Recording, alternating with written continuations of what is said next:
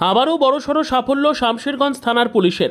শুক্রবার গভীর রাতে গোপন সূত্রে খবর পেয়ে রতনপুর ধুলিয়ান গঙ্গা রেল স্টেশন এলাকায় অভিযান চালিয়ে একটি সন্দেহভাজন বোলেরো গাড়ি আটক করে শামশেরগঞ্জ থানার পুলিশ।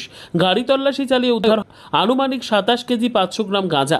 ঘটনাস্থল থেকে এক ব্যক্তিকে গ্রেপ্তার করা। ধৃতের নাম আলী হোসেন, বয়স 38, বাড়ি কোচবিহার জেলার শীতলকুচি এলাকায় বলে জানা গেছে। শনিবার ধৃতকে বহরমপুর আদালতে তোলা হয়েছে বলে পুলিশ সূত্রের খবর। এই অভিযানকে ঘিরে এলাকায় চাঞ্চল্য ছড়িয়েছে।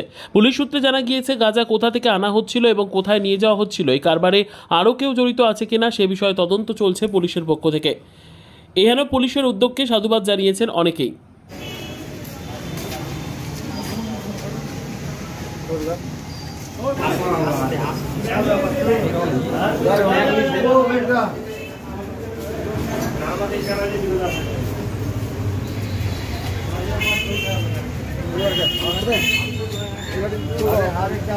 যাবে তো আর